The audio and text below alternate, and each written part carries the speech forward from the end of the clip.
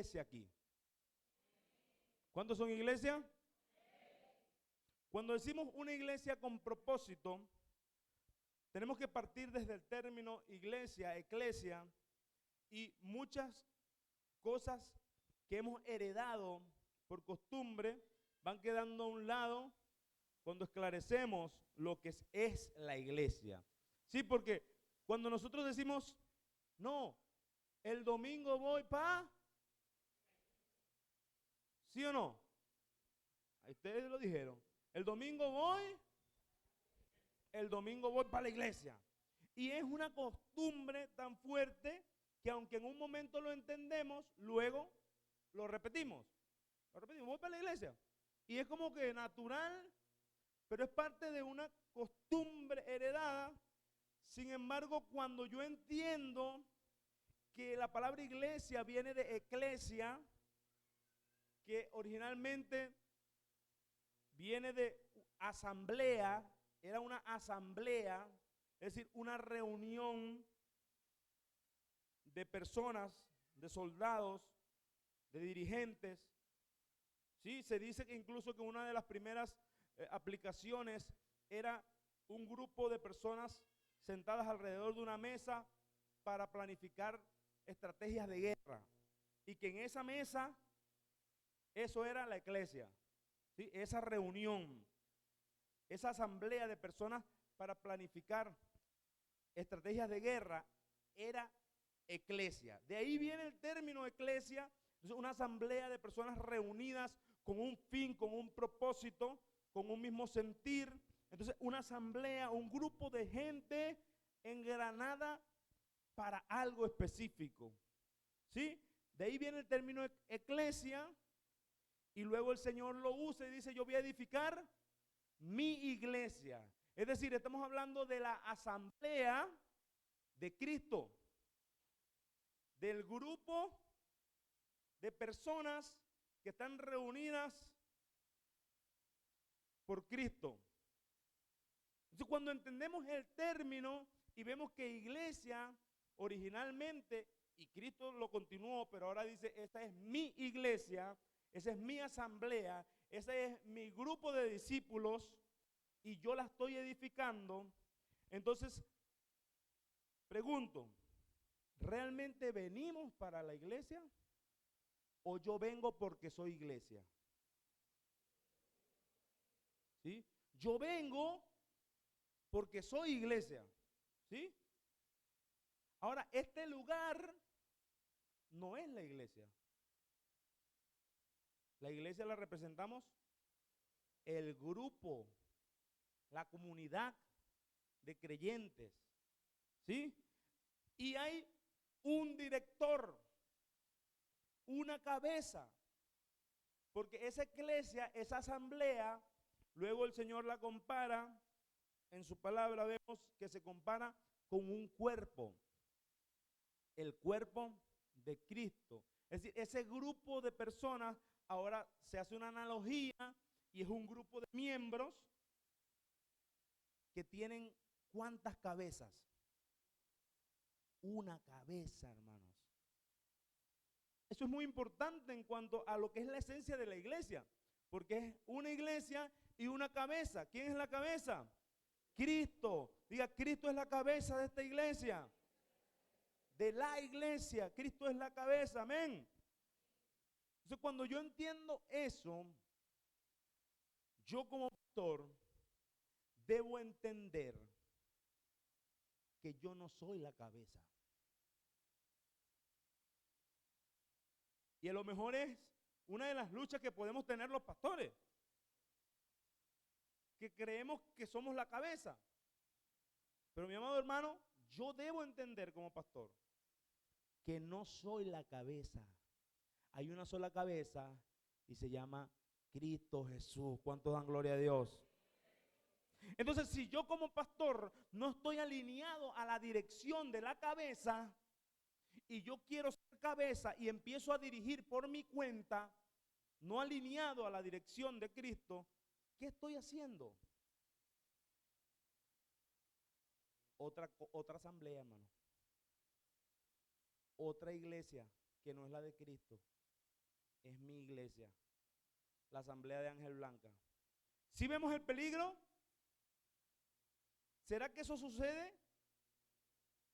Pastores que se ponen como cabeza y empiezan a dirigir fuera de la dirección de Cristo. Cuidado, ojo. ¿Sí? Porque hay una sola cabeza. Hay una asamblea que sí es muy general, muy amplia, pero la cabeza es Cristo. Entonces los dirigentes de la iglesia, que estamos llamados a supervisar, que estamos llamados a ejercer obispado de una manera u otra, ¿sí? Que estamos llamados a ejercer enseñanzas y testimonio, a ser de una forma u otra de ejemplo, debemos estar sujetos a la única cabeza, que es Cristo.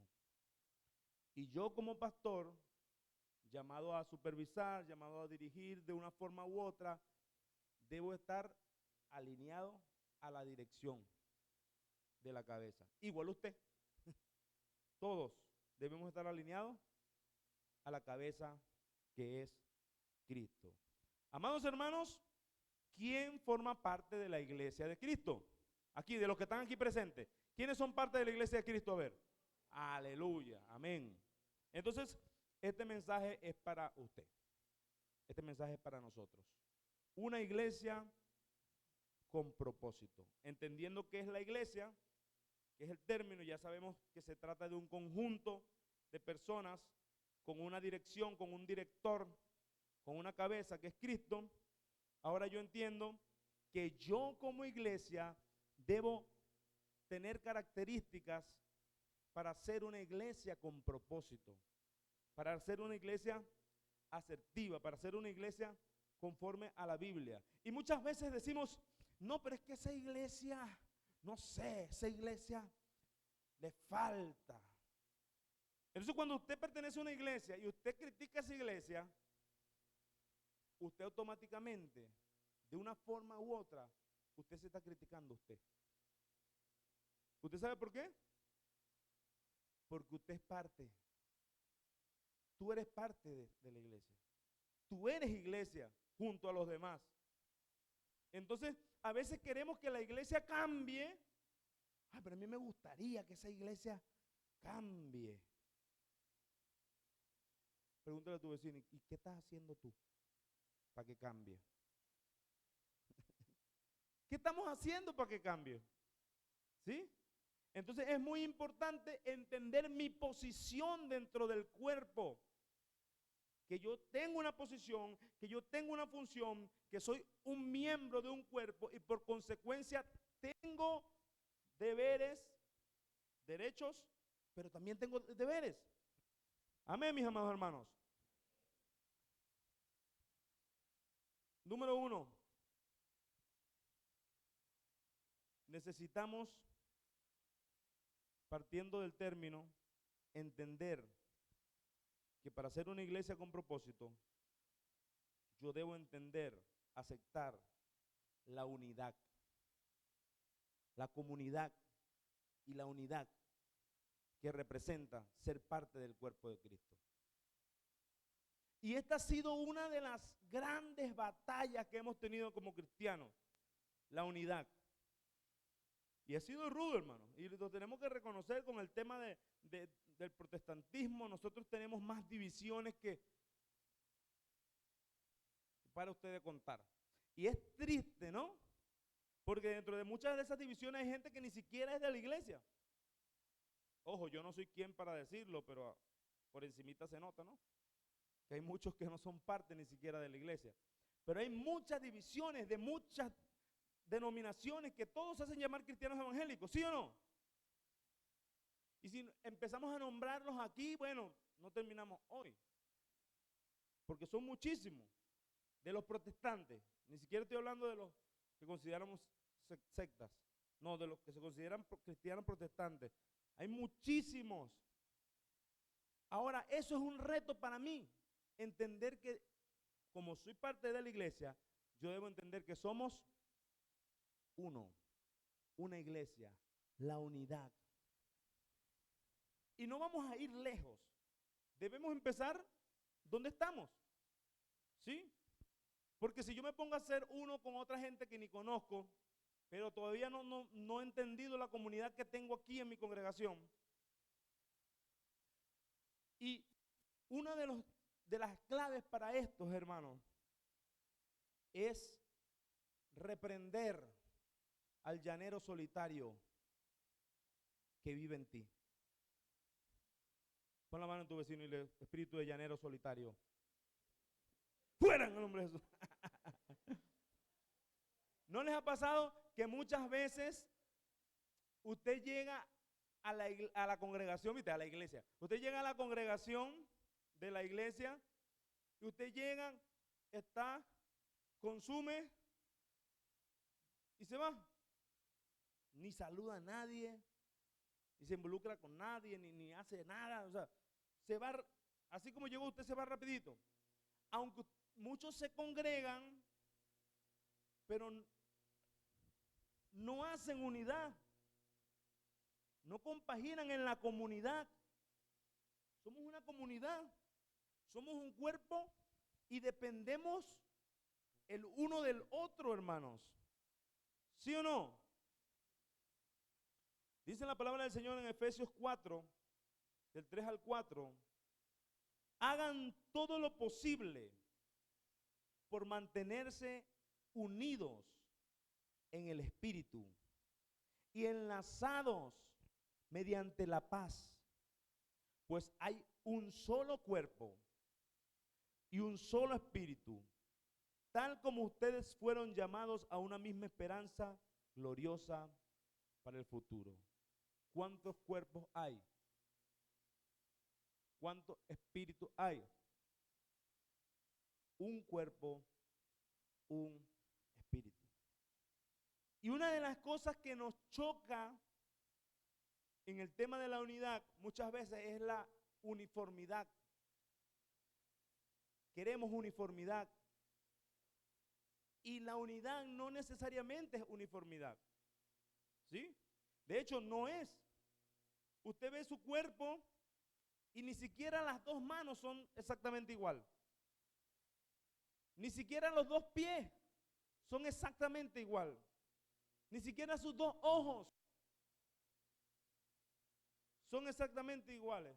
Y si hablamos de todos los pares que tenemos en el cuerpo, creo que ninguno de los pares que tenemos dentro del cuerpo son exactamente igual.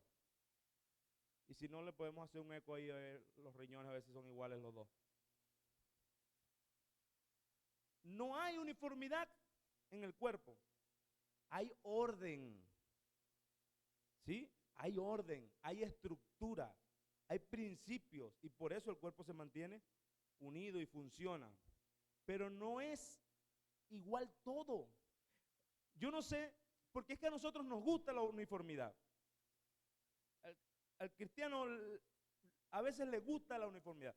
Yo no sé si a usted le gustaría que tuviésemos un grupo de servidores, pero que todos fueran del mismo tamaño,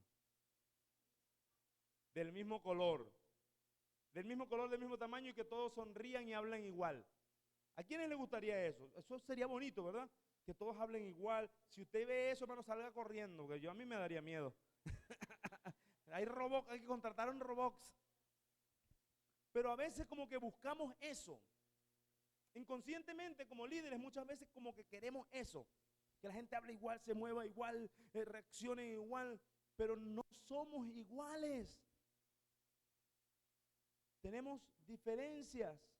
Dentro de esa diferencia, estamos unidos por la sangre del Cordero en el cuerpo de Cristo. Entonces, la uniformidad no es necesariamente unidad. Y la unidad, aunque sí requiere orden, requiere estructura, requiere seguir principios, no necesariamente es uniformidad. Entonces, para yo entender la unidad y para yo empezar a ser uno con mi hermano, vea, voltea ahí para un lado y vea. Si encuentra uno igualito a usted, ni las gemelas son igualitas. Unas gemelas que andan por ahí, ni ellas son igualitas. No No somos idénticos, hermano.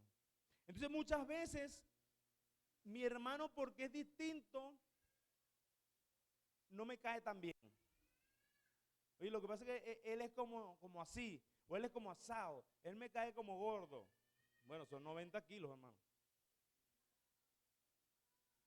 ¿Sí? Entonces muchas veces, por las diferencias, nos cuesta manifestar la unidad.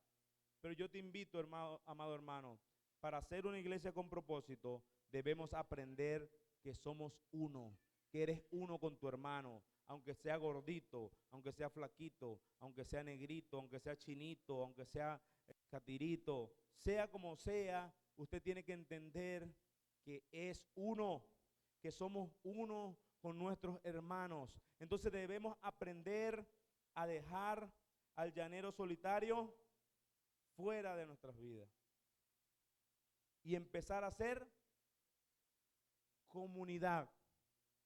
¿Cuántos dicen amén?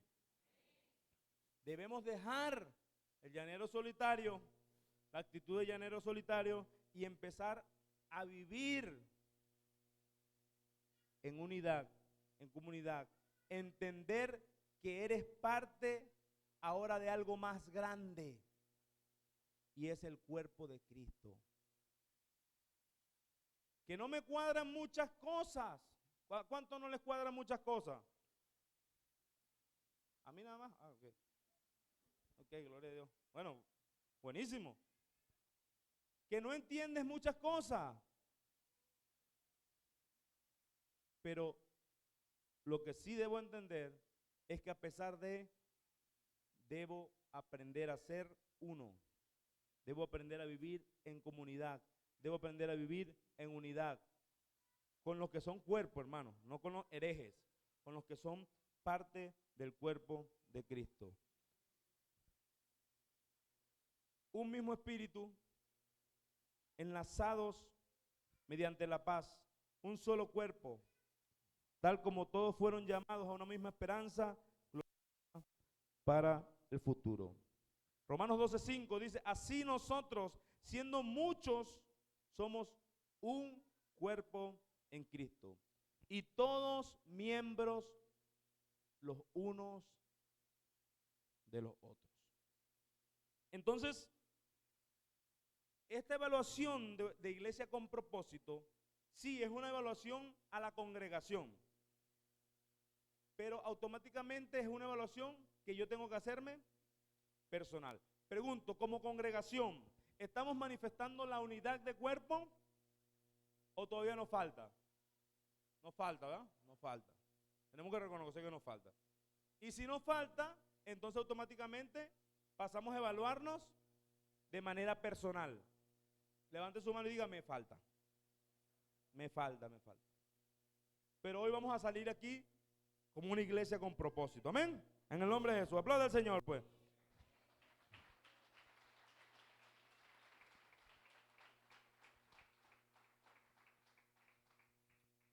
Para ser una iglesia con propósito, amado hermano, yo debo estar alineado a la gran comisión que el Señor le encomendó a los discípulos. Porque la iglesia está llena de discípulos, o somos discípulos, ¿sí? Y el Señor nos comisionó, nos dio un encargo. Entonces, no podemos estar siendo una iglesia con propósito si no estamos obedeciendo a la cabeza. Y el Señor, en Mateo 28, 19 y 20, vemos que dejó un mandato y es de vayan y hagan discípulos. Por tanto, id y haced discípulos. ¿Dónde?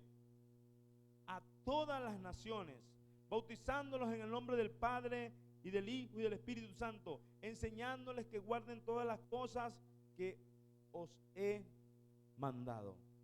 Amados hermanos, la gran comisión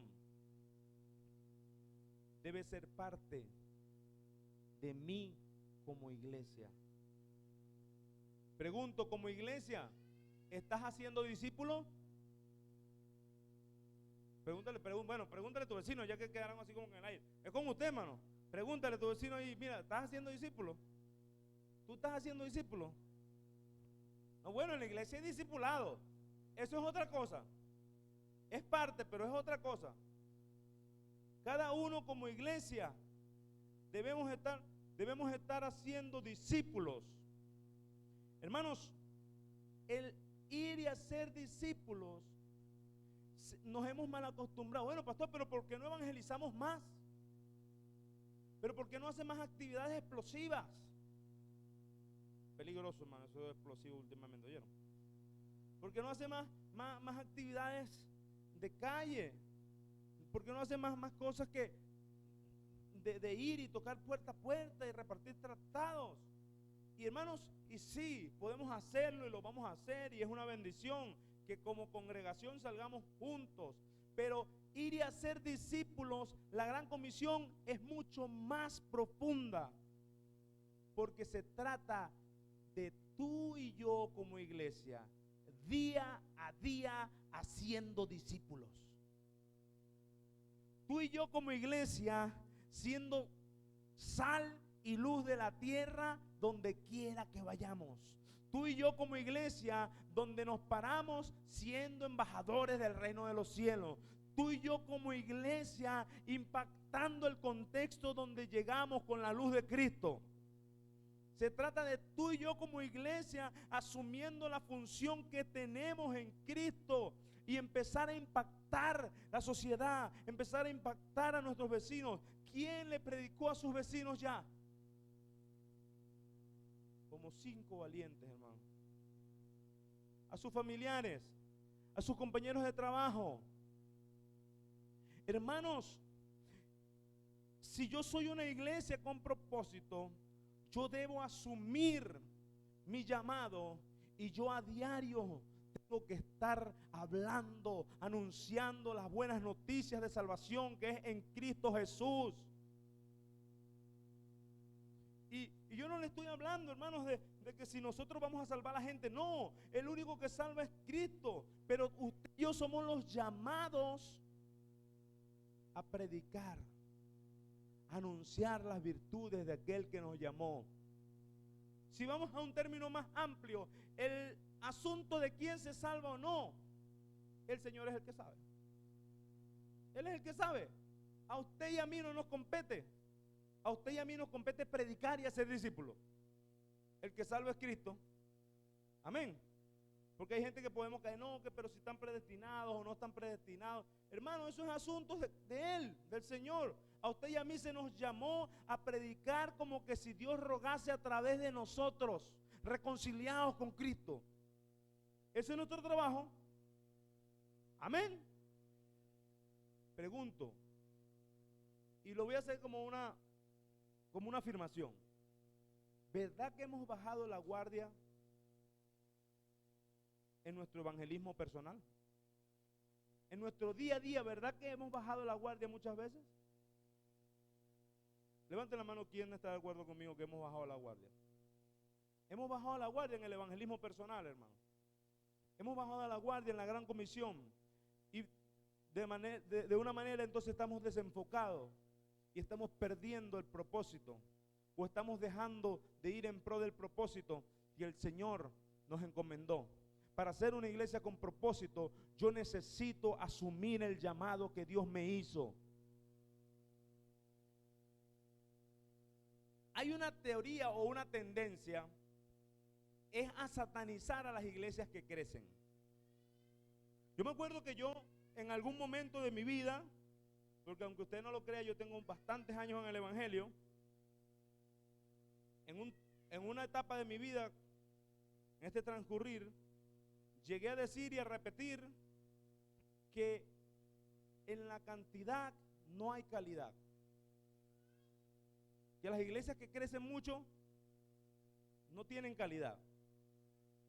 Y ojo, tristemente es cierto en muchos aspectos, pero no es que es una regla, hermano. Porque tú sabes que sí es una regla, que una iglesia con propósito tiene y debe crecer. Una iglesia con, voy a repetirlo de nuevo, que el hermano Pedro fue el que lo creyó. Una iglesia con propósito tiene y debe crecer. Amén. Aplaude al Señor ahí.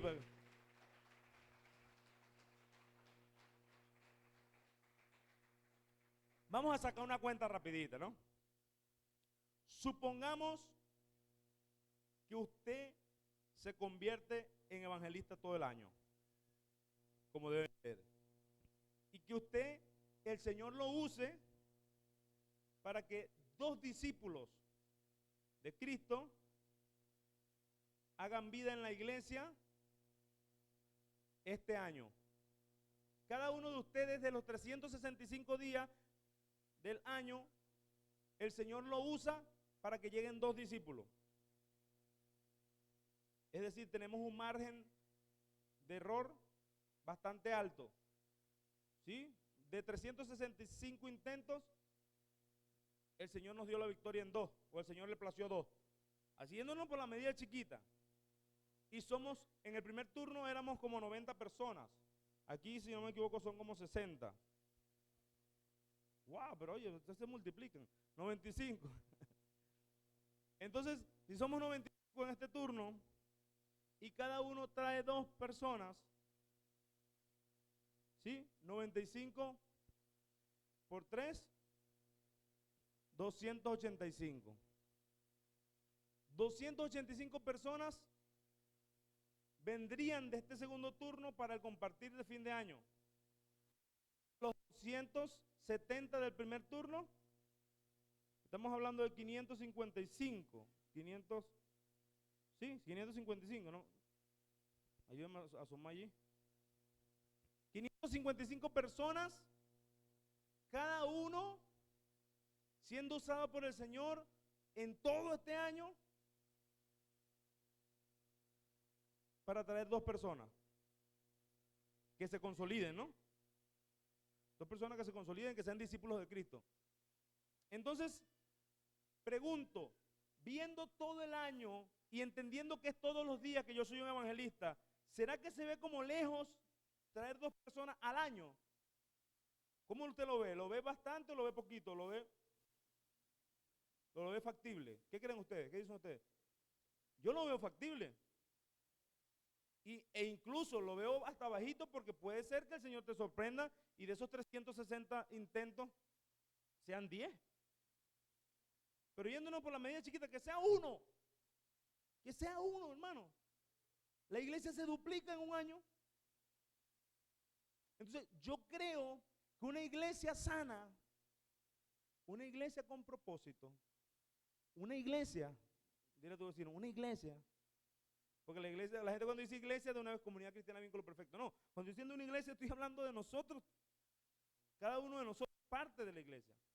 Una iglesia sana necesariamente va a crecer. Una iglesia sana necesariamente va a crecer.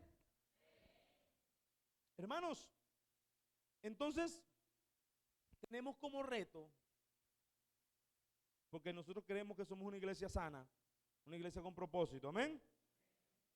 En marzo vamos a abrir un tercer turno. ¿Cuántos dan gloria? Los servidores están como asustados, ¿verdad? No, dale amén, gloria a Dios, hermano. Los músicos son los que están asustados y el predicador. Pero hermano, si estamos hablando de crecimiento y de que usted y yo vamos a hacer nuestro trabajo, pero no tenemos dónde meterlo, ¿qué estamos haciendo? O sea, no tenemos dónde atenderlos, que no tiene que ser juroquino, pero una de las herramientas que vamos a usar es que vamos a abrir un tercer turno. Vamos a abrir un tercer turno. Oren por eso, ¿sí? En el nombre del Señor. Pero usted y yo vamos a hacer nuestro trabajo. Vamos a hacer lo que nos compete. ¿Quiénes se comprometen a hacer una iglesia con propósito? Aleluya, en el nombre poderoso de nuestro Señor Jesús. Entonces, el mito de que la cantidad es carencia de calidad, a veces pasa porque es más trabajo. Pero ahora con la cantidad tenemos que entonces duplicar y multiplicar las escuelas de formación, los discipulados, iglesias en casa. Tenemos que multiplicar la atención para que la gente que llegue sea formado. Porque ese es el problema. Que llega la cantidad pero no se forman, no se procesan, no son discípulos. Porque enseñándole que guarden, no se les enseña. Si tú traes a la gente y no le enseñas qué es lo que dice la Gran Comisión, es una Gran Comisión incompleta. Pero si nosotros logramos no solo traerlos, sino enseñarles que guarden todas las cosas que el Señor dijo, hermanos, yo creo que se puede la cantidad y la calidad para la gloria de Dios. Y al que no le guste la cantidad, hermanos, pregúntele a Pedro en su primer mensaje evangelístico. Pregúntenle a la iglesia primitiva cómo les fue con la cantidad. Eran iglesias numerosas, hermano. Eran creyentes numerosos. Otra característica que debo tener como una iglesia con propósito, o que debo entender, es que yo soy instrumento para la alabanza y la gloria de Dios. Fui creado para la alabanza y la gloria del Señor. Y esto no es solo porque lo vamos a enfocar en la parte que juntos alabamos al Señor y juntos expresamos alabanza, porque es hermoso. Cuando una iglesia se reúne a alabar al Señor, hermanos, yo no sé usted, pero a mí me parece algo muy hermoso, muy poderoso. Hay una administración del Señor muy especial cuando juntos alabamos. Y es que cuando estamos juntos en armonía, el Señor obra de una manera especial, ¿sí o no? Entonces, cuando estamos como iglesia y hacemos una alabanza genuina, expresamos adoración genuina, eso nos hace parte de la iglesia con propósito. Pero la base de esa alabanza genuina no es la buena música. La base de esa alabanza genuina no es los buenos instrumentistas, que estamos orando porque lleguen más instrumentistas para la gloria del Señor, amén. Y se están formando esos instrumentistas, se están formando esos músicos para la gloria del Señor. Alabamos al Señor por esos ministros que están llegando y que se están formando. Hermanos, pero cuando hablamos de adoración y alabanza, debemos entender que esto, antes de ser música, tiene que ser parte de mi vida. Es decir, yo alabo a Dios y Dios es exaltado con la manera como yo conduzco mis pasos, con la manera como yo vivo en mi familia. Yo alabo a Dios y Dios es glorificado con la manera como yo hago todo a diario. Entonces, cuando juntos venimos a alabar al Señor, vamos a expresar eso que vivimos a diario. Eso es poderoso, hermanos. Pero si nos reunimos aquí a alabar a Dios y en la semana somos unos descarriados, que lo que da es pena que digas que eres evangélico. Eso vinieron fue el primer turno. El segundo turno no vi. ¿Usted cree que tiene sentido esa alabanza, hermano? De labios me honran. ¿No se le parece a los fariseos? ¿Verdad que a veces hay gente que caemos como los fariseos? Nos portamos malísimo en la semana, pero los domingos somos worshiperos por excelencia. Worship. Hermano, el worship no salva. El worship no alaba a Dios si tu vida no está rendida a Él. La adoración, Juan 4, 23 y 24. La hora viene y ahora es cuando los verdaderos adoradores adorarán al Padre en espíritu y verdad. Dios es espíritu y tales adoradores es necesario que le adoren. Tales adoradores, el Padre busca, es necesario que le adoren. Hermano, cuando el Señor Jesús estaba hablando con esta mujer en este pozo, estaba David tocando el arpa. No había un violinista o un guitarrista.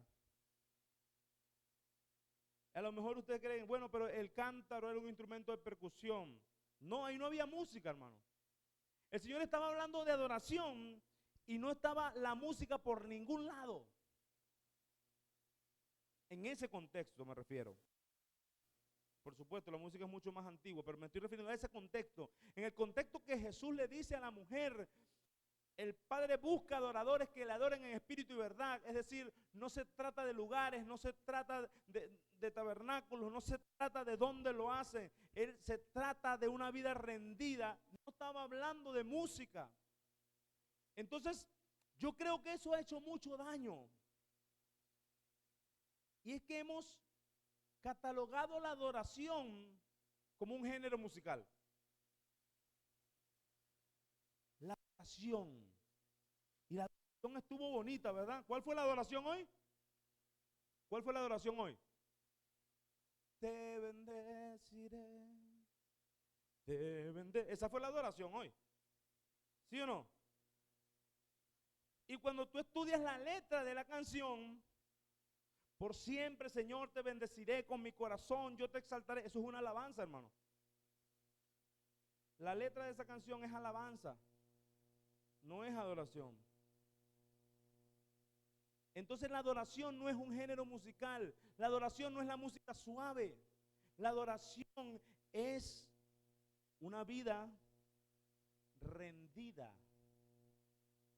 al Señor, una vida de sacrificio vivo, un culto racional que es un cuerpo entero rendido bajo la voluntad del Todopoderoso. Que aunque yo no quiera, yo me sujeto a su voluntad. Que aunque mis emociones digan algo, yo hago lo que Él dice. Que aunque me provoque chismear. ¿Cuántos chismosos hay aquí? No hay, ¿verdad? Que cuando nos provoque chismear, yo me muerdo la lengua. Eso es adoración, hermano, ¿ya no? Cuando usted se muerda la lengua para no chismear, eso es más adoración que el worship. Porque es rendirte, someterte, sujetar la carne a la voluntad del Padre.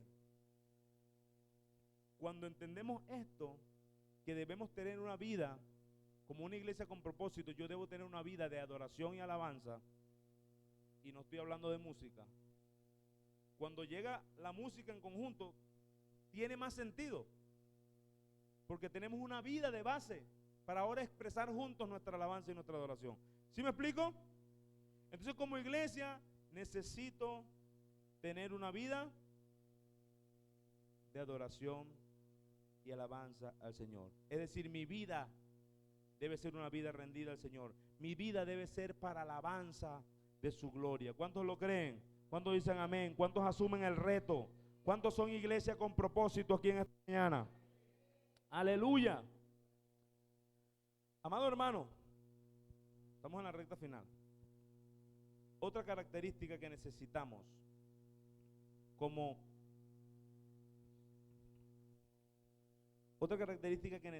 tener como una iglesia con propósito es una vida de servicio. Si yo soy iglesia y soy una iglesia con propósito, soy parte de una iglesia con propósito, yo debo entender que yo estoy aquí con una función, que yo debo servir para algo. Digo, que yo debo servir en algo, era lo que quería decir. Que yo debo servir en algo, hermano. ¿Sí o no? ¿Por qué, hermanos? Porque si eres parte de un cuerpo y cada parte del cuerpo tiene distintas funciones, usted tiene una función. Entonces dile a tu vecino, actívate. Vamos, ponte serio. Ponle seriedad al asunto. Vamos, actívate. Que necesitamos de ti. Necesitamos de ti. Pero nos hemos convertido en una iglesia consumista. Venimos a consumir, a consumir, a consumir, a consumir y nos llenamos y nos engordamos. ¿Y cuándo vas a dar algo? ¿Cuándo vas a hacer algo por la patria? ¿Cuándo te vas a sumar? Y lo peor es que los consumistas, hermanos, son criticones. Consumen y consumen y consumen y dicen, no, pero hoy no me gustó tal cosa. No, y viste la muchacha de medios, o viste yo no sé qué broma, o viste las láminas, o viste tal cosa, y escuchaste el sonido como hacía, y había como calor, ¿verdad?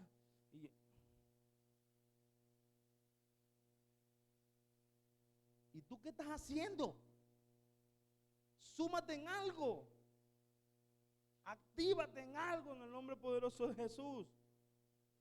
Está bien que consumamos, que nos fortalezcamos, que nos renovemos. Pero oye, estás llamado a hacer algo. Entonces, cuando centralizamos las cosas y solo un grupo o solo una persona hace todo, y todos los demás lo que hacen es así y así, señalando y aplaudiendo, pero no se suman en nada, no estamos siendo una iglesia con propósito. Estamos siendo una iglesia desvirtuada. Estamos siendo una iglesia fuera de propósito. Y lo peor es que muchas veces por no hacer nada, ¿usted sabe quién sí lo pone a trabajar? Aunque sea piedra de tropiezo son. Es tremendo, hermano. Pero debemos activarnos a hacer lo que el Señor nos llamó a hacer. Amén. No estoy regañando a nadie aquí, ¿oyeron? No se vayan a poner bravos. Gálatas 5:13 nos dice, porque vosotros, hermanos, a libertad fuiste llamados. Solamente que no uséis la libertad como ocasión para la carne, sino servíos por amor los unos a los otros. Dile a tu hermano, te necesito. Vamos, dile a tu hermano, te necesito, actívate. Te necesito, debo servir, debo servirte, debes servirme, debemos servirnos los unos a los otros. No usemos la libertad para ocasión de la carne, no, vamos a usarla para servirnos los unos a los otros. Y yo quiero con este siguiente punto explicar el porqué de cómo funcionan las cosas en esta congregación. Porque a lo mejor yo diciendo esto, muchas personas pueden decir, pero el pastor es el que no me deja servir. A lo mejor yo diciendo esto, muchos pueden estar diciendo, pero a mí me mandaron a ser discipulado y no me dejaron servir. Hermanos, porque la base para una iglesia con propósito está en la palabra. Y la palabra del Señor dice en 2 Timoteo 3, 16 y 17, toda la escritura es inspirada por Dios, útil para enseñar, para redarguir, para corregir, para instruir en justicia, a fin de que el hombre de Dios sea perfecto, enteramente preparado para toda buena obra. Si yo entiendo que yo debo hacer buenas obras, que yo debo estar enteramente preparado, que yo debo servir, yo necesariamente necesito servir conforme a la palabra de Dios. ¿Y saben cuál es el error que ha sucedido muchas veces? Que la gente llega, los ponen a servir, los nombran, los asignan para una área, los ponen a pastorear, los ponen a liderar, los ponen a hacer muchas cosas y de repente se dan cuenta que no tienen formación. Y yo pastoreé por 1000 años, hice tal o cual cosa, fundé yo no sé cuántas iglesias y llegué a esta iglesia y estoy haciendo discipulado y me doy cuenta, hermanos, y hay algunas personas que me han dicho cosas como esta. Y con su permiso digo esto, y sepan que no es una sola persona, han sido muchas personas que me han dicho cosas parecidas, pero es parte de lo que hay que denunciar, ¿no? De lo triste del asunto. Cuando servimos, sin fundamento bíblico, cuando servimos sin preparación. Y es allí el por qué en esta iglesia queremos que todos sirvan, pero necesitamos que todos sirvan con fundamento bíblico, con solidez en las escrituras. No nos sirve de nada, hermanos, tener a gente amorosa, tener a gente apasionada, tener a gente unida, tener a gente, todas las características anteriores, ¿no? Tener a gente muy fortalecida, apasionada, evangelista. Imagínense gente evangelizando sin formación bíblica, discipulando sin formación bíblica, gente sirviendo sin formación bíblica. ¿A quién le está sirviendo si no lo está haciendo como el Señor manda? Pregunto. Yo sé que la respuesta es triste. Yo sé que la respuesta es triste porque lo hacemos de corazón. Pero si no lo estás haciendo como el Señor manda, Él ve el corazón. Sí, Él ve el corazón. Y por eso te manda a prepararte. Por eso te manda a tener un fundamento sólido. Por eso te manda a ir a la palabra. Entonces, mis amados hermanos, para yo ser una iglesia con propósito, necesariamente necesito una base sólida en las escrituras.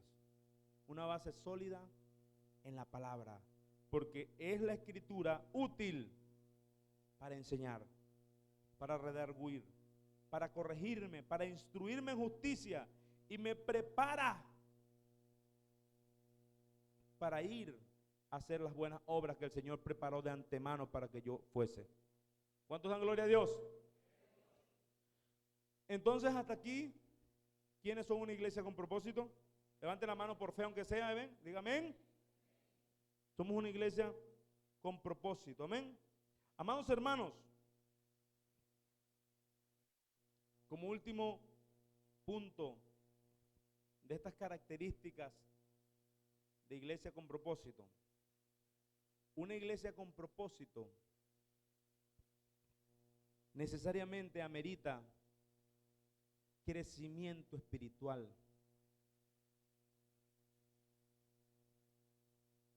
No puedo ser el mismo. Si yo soy una iglesia con propósito, si yo soy alguien de la iglesia que está realmente donde debe estar, un hijo de Dios, no puede ser que las mismas groserías que usted decía hace 20 años, las sigue diciendo ahorita y peores.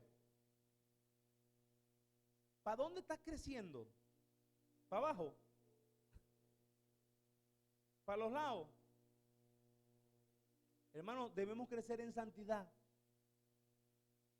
Debemos crecer en santidad. Crecer espiritualmente implica que el Espíritu Santo está cada día gobernando con más fuerza cada área de mi vida, y mi carne está siendo mitigada lo más posible, y yo cada día me estoy pareciendo más a Cristo. Eso es santidad, hermano.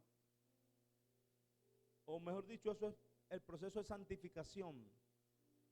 Cada día me parezco más a Cristo. Y hay gente que cuando le pasa algo dice, mira, te salvas porque ahora soy cristiano. ¿Quién ha escuchado cosas como esa? Te salvas porque ahora soy cristiano. Pero está bien, eso es parte del crecimiento, ¿no? Porque ya no hiciste lo que hubieses hecho antes. Y más adelante ni siquiera vas a decir te salvas. ¿Sí? Y así sucesivamente vamos avanzando. El chismoso ya no chismea más. El adúltero ya no adultera más.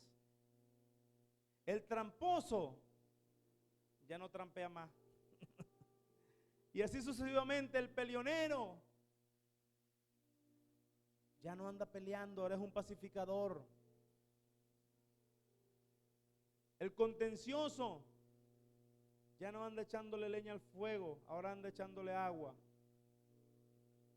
Amados hermanos,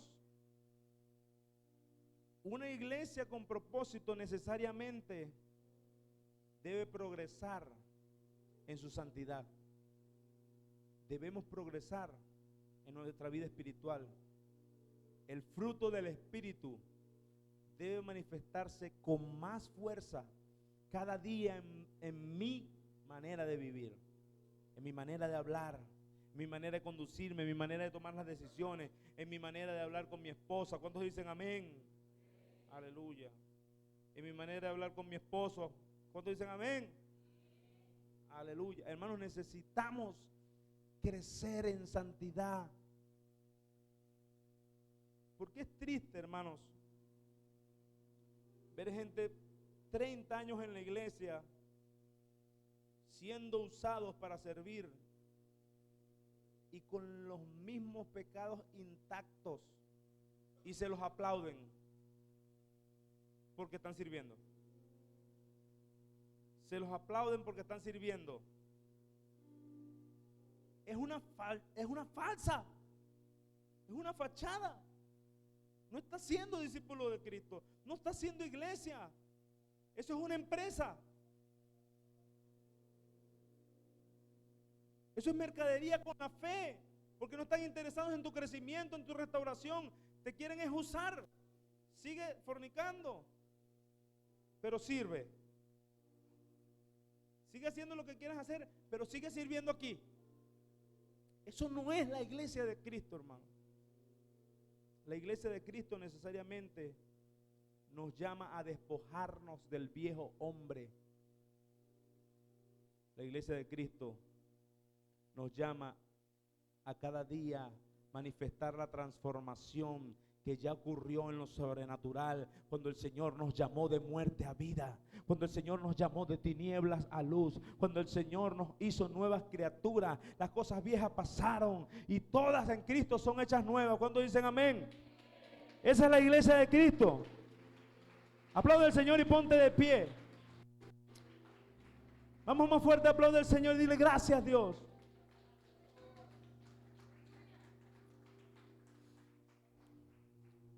En este día nos evaluamos como congregación. Y yo creo que hay muchas cosas que debemos mejorar como congregación. Pero yo quiero que cada uno de ustedes, cada uno de nosotros, también nos evaluemos en lo personal. Porque usted va a hacer posible el crecimiento que el Señor está haciendo para esta iglesia, para su iglesia. Señor, ayúdanos a ser una iglesia con propósito. Dile, Señor, ayúdame a ser una iglesia con propósito. Señor, ayúdame a moverme bajo la unidad de tu cuerpo y sobre todo bajo la dirección tuya, que eres la cabeza. Señor, ayúdame a retomar la gran comisión como ese llamado central que me has hecho como tu discípulo. Señor, ayúdame a vivir expresando con mi vida adoración y alabanza a ti. Ayúdame, Señor, oh Padre amado, a servirte, a dar la milla extra, oh Señor, para servirte con lo que tú has depositado en mí. Ayúdame, Señor, a seguir creciendo en tu palabra, porque no quiero hacer nada fuera de tu voluntad. Ayúdanos, Señor, ayúdanos, Padre Santo, a seguir creciendo. Hay áreas en mi vida que todavía me faltan.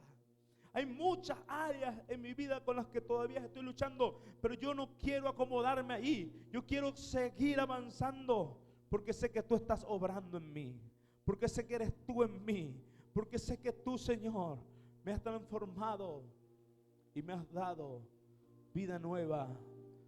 Me has hecho nueva criatura. Ayúdame, Señor, a cada día vivir para ti. Ayúdanos, Señor, a ser una iglesia con propósito para tu gloria, para tu honra. Te lo pedimos en el nombre de Jesús. Si usted siente que necesita hoy hacer un compromiso con el Señor,